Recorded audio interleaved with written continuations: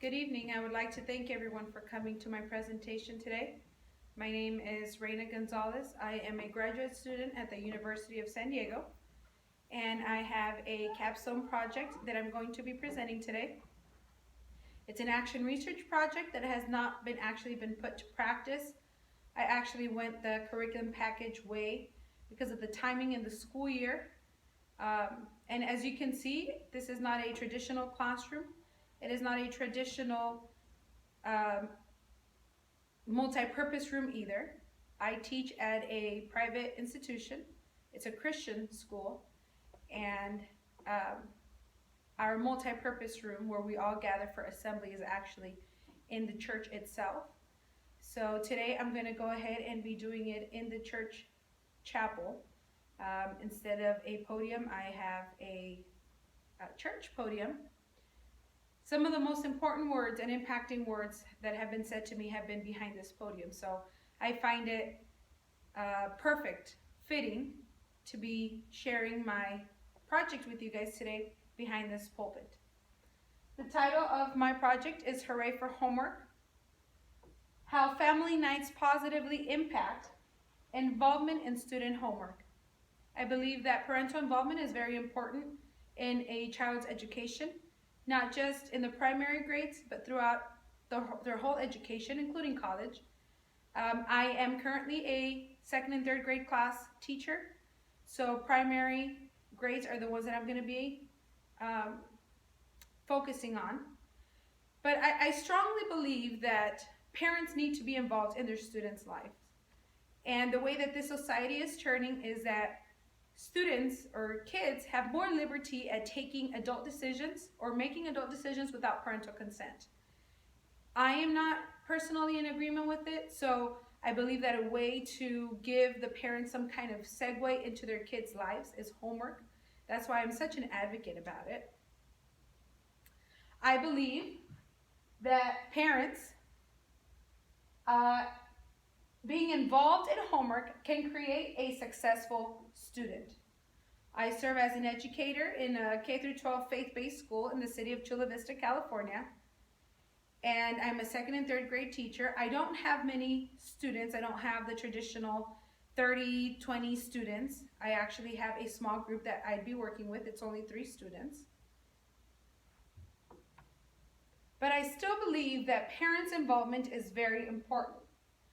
I have some researchers also agree with me in that parental involvement creates strong and positive school and home relationships. See, about half their lives, half their day rather, they spend at school. And it's almost the equivalent of home. So to separate the two almost seems to me impossible. Whatever they live at home, they kind of bring into this classroom. So whatever is taught into this classroom, I feel that they should be bringing home, and that parents should be involved and very aware of what's been teaching in the classrooms. It also creates successful students. The individuals are more prepared to interact with society on a global scale. I believe that this new generation that's coming, that's rising, they're very in a lonely world. Everything is for themselves. Before we used to hear music and it used to be loud and booming so everyone can hear. Now everything's internalized. Technology is just for one person. It's for one person to interact with someone who possibly they don't even know virtually. It's very hard to be interacting and creating relationships even with their schoolmates because everything is just one-on-one.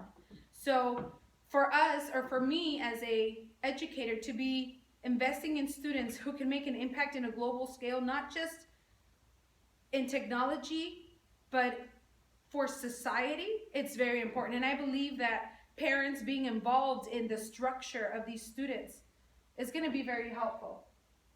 Achievement to the highest standards, both in school and also in all other aspects of life. We're teachers that we throw in our 2 cents into a student's life for 9, 10 months.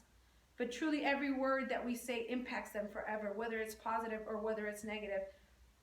Their encounters with us and with other peers, with administration, Their experiences mark them for the rest of their life, and they are at such a tender age. I love second and third grade students because their teacher will always be their hero. They can either be their hero or they can be their foe, and I want to be their hero. I want to help them, and part of my personal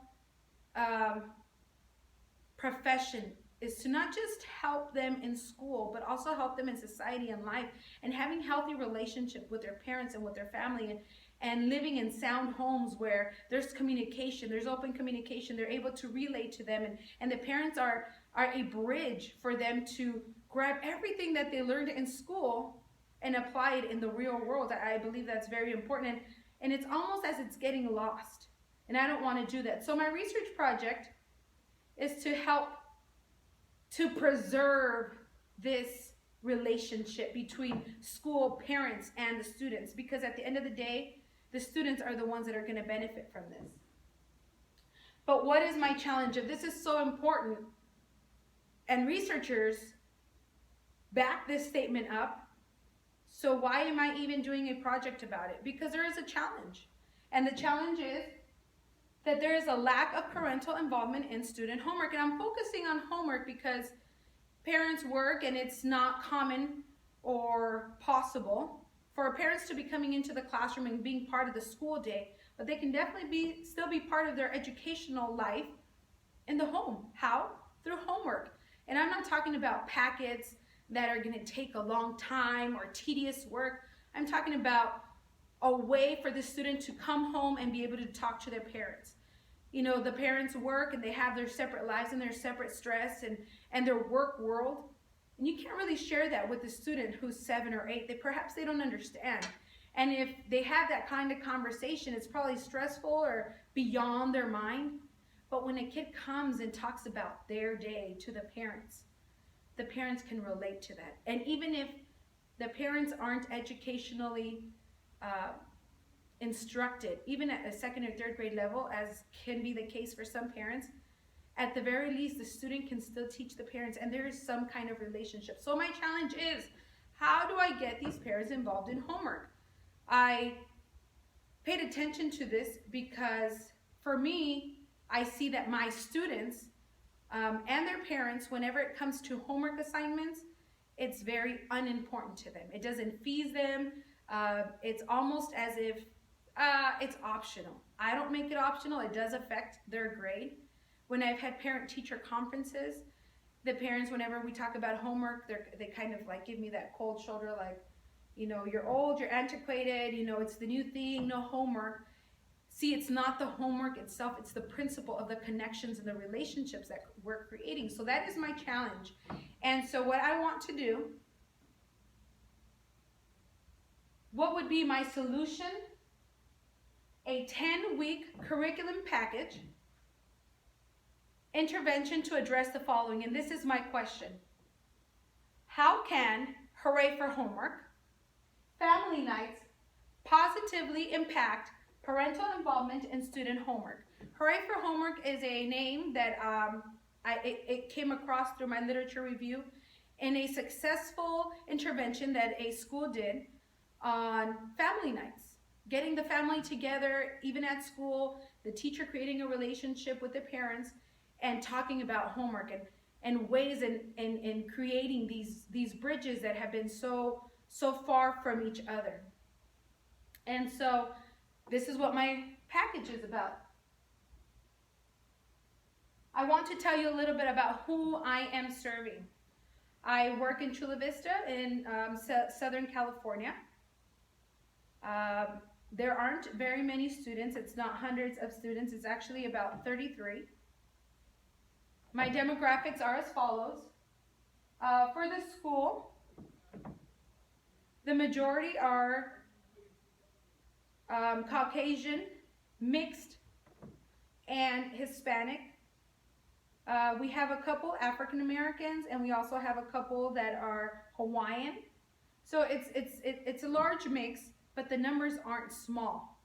I'm sorry, the numbers of students aren't large. So it looks like it's big, but really it's a handful of students.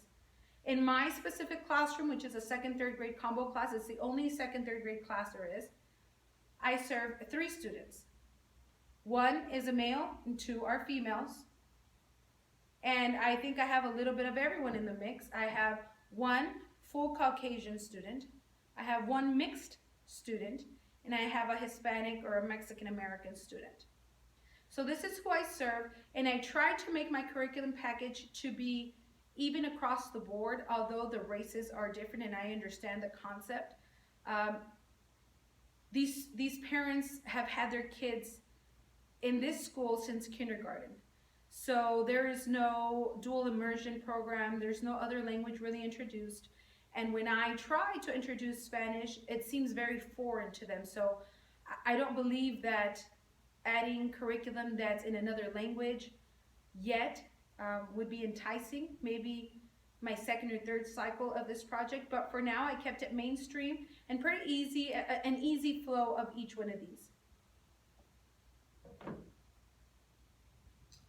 In my literature review that I used, 2 very important ones are Epstein's Spheres of Influence, where she talks about how family and school cannot be separate. They have to be together because, like I said earlier, the kid's home bleeds into my classroom.